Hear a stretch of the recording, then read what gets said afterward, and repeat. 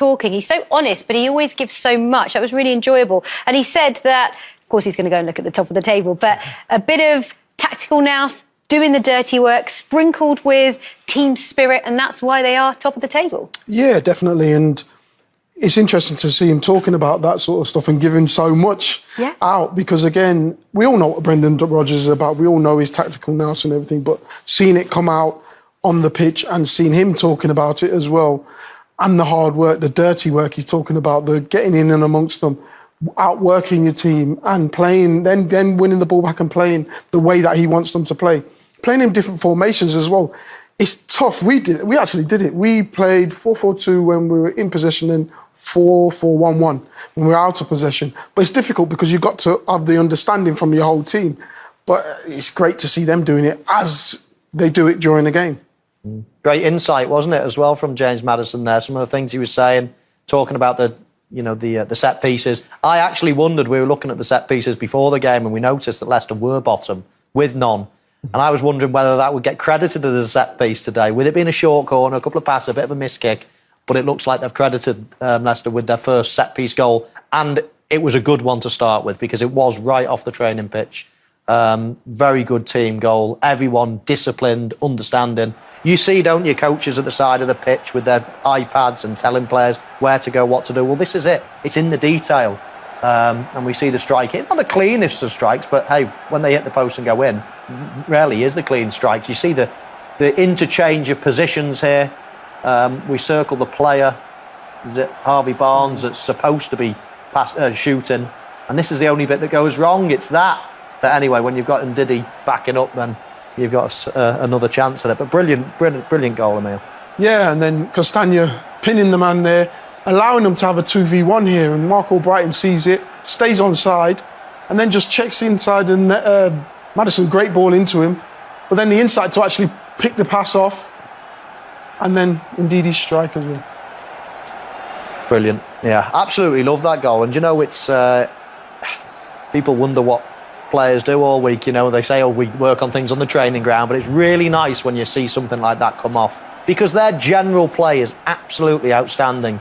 I mean, how good it is on the eye, but they've still got the time as well on the training pitch to take their time, to get the concentration of all the players, because don't just think that it's Ndidi that scored that goal or the player, Albrighton, that's passing it. There's Johnny Evans that had a hand in it. There's Castagna that had a big hand in it. There's other players that are shifting. They're all trying to create a space. One's moving out for one to go in. It's a team goal, that, even though it might appear only one or two players involved. So much, of course, that went into that goal. Let's look at 2-0. And James Maddison scored this one, his 6th of the season.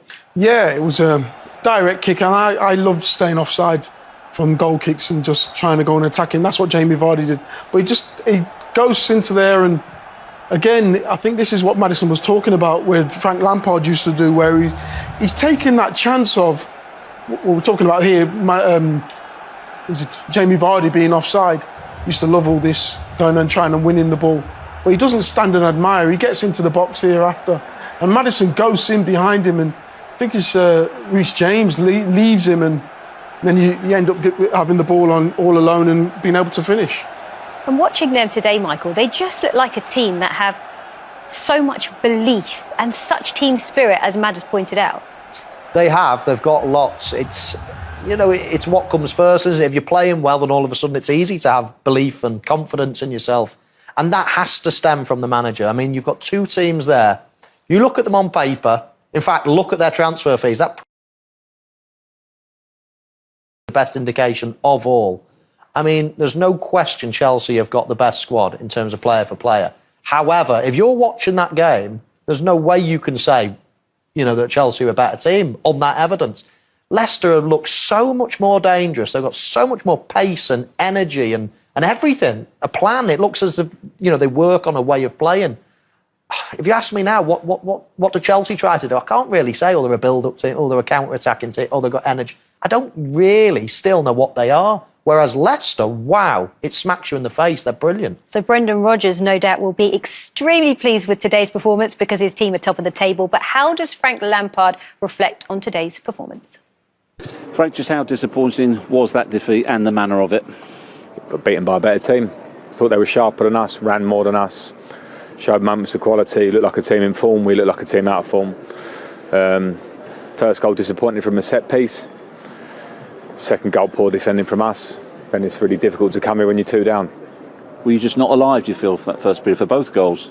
Yeah, sleeping moments, yeah, but I thought it was quite a lot of moments in the first half where our sharpness wasn't there. Sometimes that relates to poor form when players are not playing so well, but those are moments that you've got to dig in, and the basics and the bare minimums are to run and to sprint and to cover ground, and too many of our players didn't do it.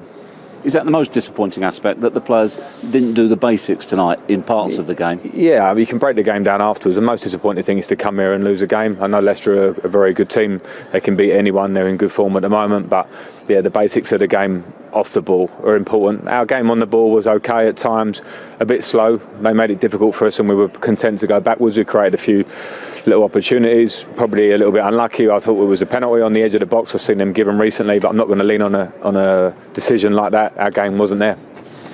If Saturday was a welcome step forward, was this another step backwards? Yeah, it's a loss, Jeff. It's just a loss. And, you know, we won against Fulham without playing brilliantly. We dug in a little bit, showed some character, played okay. But then from that, you come and lose a game here again. So, yeah, it's a small step backwards, clearly. How worried are you about the slump at the moment? That's 5 losses out of the last 8. Yeah, worried. I mean, I think it's, you know, from the form that we were in to get so quickly into the form that we're now in, even with the Fulham win, and we've had some wins in that, but we should be better than that. 5 losses in 8, that's not where we want to be, of course. It takes character to turn from that. It takes character. We're quite a young team today, so they won't be feeling nice. I'm not against the lads in the dressing room there, because they're disappointed, and then they learnt a lesson about a team that are playing well and sharpness that comes with it. We were that team a month ago. We were flying against Leeds, energy, bundles of energy, quality, everything about us, and it's a big lesson for some of the players in there that if you come off it, if you think that you're fine, all of a sudden you think you realise you've got a lack of confidence, you've got a lack of maybe a little feeling to run, because that comes alongside confidence, and you've got to get yourself out of that hole. There's quite a few players in the team that have got to get themselves out of that hole. That will be down to you. You've already faced questions about your future. How much do you expect that to intensify off the back of this? Of course. It intensified for me a while ago, because expectations at this club, whether they're right or wrong, are always high. I know we're in a different position now with the squad. If you look at our squad today and the age in our squad, and look for our season, the composition of our squad, it's a mixture of a young squad, a lot of players, some new players. And I keep talking about transition, but when we perform like that, it's normal that people will ask questions. Nobody knows this club better than you. Are you totally confident the owner will have patience with you and stick with you? It's not my decision, Jeff, and that's something that will always be there. When I came into this job, or the job of management, you always understand that some things are beyond your control. Things that you can control are going again, trying to lift the players and trying to work hard. So that I can't answer. Are you in a bit of a quandary now as to how you get out of this slump? Because you want to try something different to change the results, but you don't want to change too much. No, I don't think it's... we're not talking huge change in terms of system. I think if you go pound for pound, Leicester player against Chelsea player tonight, they were better than us, they were sharper than us, they had more confidence than us, they played forward more than us, they made more clinical decisions on the ball than us. That doesn't matter what formation you play, the game can be pretty much a match-up when both teams are playing 4-2-3-1. Sometimes it becomes down to you against your man. We lost individual battles all over the pitch. Those are the basic rules of football, so I'm not looking to change wholesale structure. Players in there, me, as you just quite rightly said, takes a responsibility, have to improve because where we were, 2 points off the lead, everyone lauding us, we're not there now. So we have to certainly regroup individually as a club and move forward. Well, he mentioned the fact that they were in a great run of form not too long ago, and he's not wrong. A month ago, this team were flying. On the 5th of December, Chelsea actually went top of the table after beating Leeds. But the 8 games that they've played since that time tell you the story. In those 8 games, Chelsea have picked up 7 points, whilst Leicester City have picked up 17 points. And that really tells you where the turning point happened in their season. And of course, the rise and fall of both of these teams, well, this tells you the story once again. Interestingly, Leicester have been pretty much more consistent, Emil, when we look at that graph. But for Chelsea, why do you think it has changed so dramatically? I don't know. Again, it's going by what he's just spoke about there, and he's talking about the basics. When you're a player, you've got to earn the right to to go out on that pitch and no one's going to give you anything. No one's going to lie down and let you play.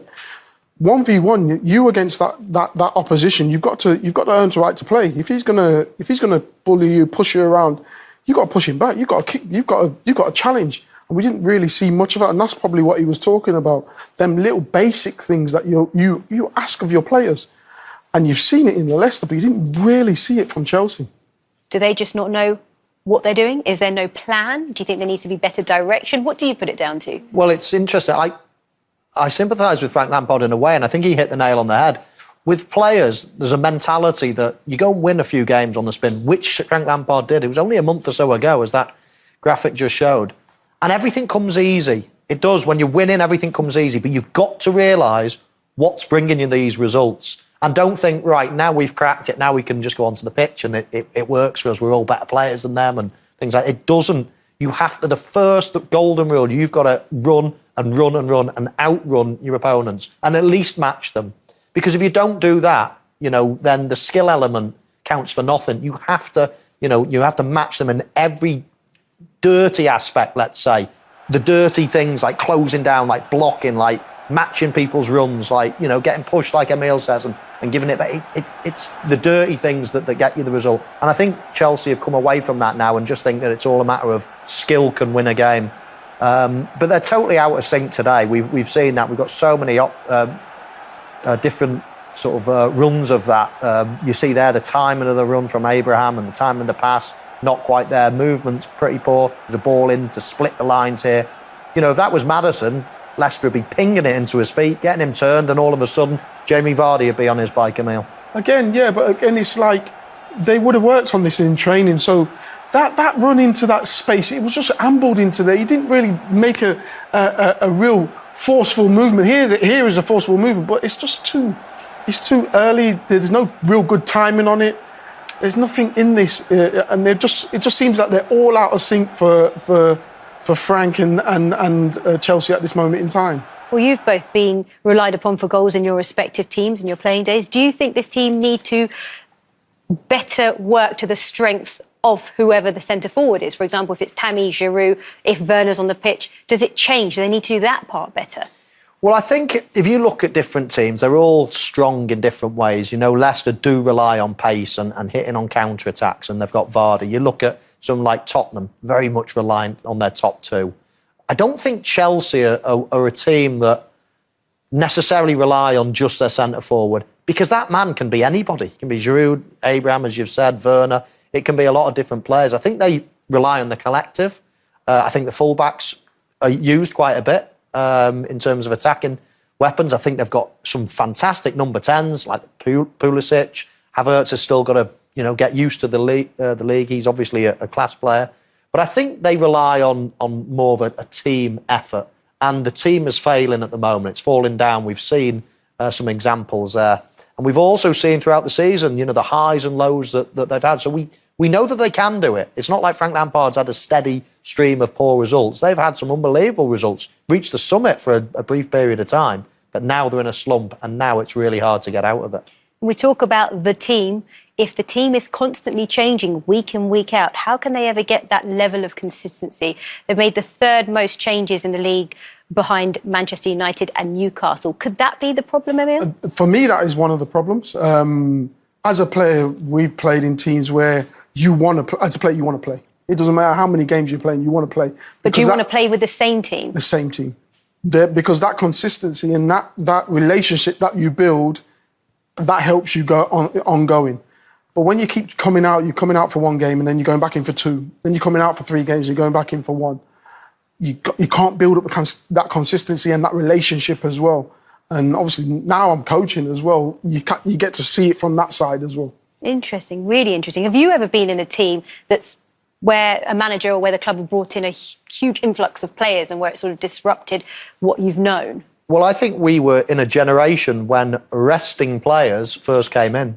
I mean, when we probably were both younger, 14, 15-year-olds, there was only 2 subs, and things like that. So there was never really any rotation. It was only around the turn of the century where this word resting players was sort of brought in, and I hated it. I mean, I bet you did. I'm not going to lie. I didn't like it when the manager said, "Don't worry, I'm going to rest you for this one because you're going to play the next two." That's not enough. I want to play everyone. So that was my mindset. But that's not to say it's the right mindset. And we're 20 years on now, and these squads are big. Man City, massive quality squad. Chelsea, massive quality squad. Man United, massive quality squad. Now, other teams go the other way. You know, you look at a team like Liverpool, for example, Leicester, you know, they very much play the same team every week, give or take 1 or 2 places. Same shape, same team, virtually every week. So there are different ways of doing it. Yes, you could justify that saying, well, Man City are going to last longer because they're not relying so much on the big players. And also, if Man City got 4 or 5 injuries, I would still say they're still going to be the same next week. When Liverpool get 4 or 5 injuries, then I think, oh no.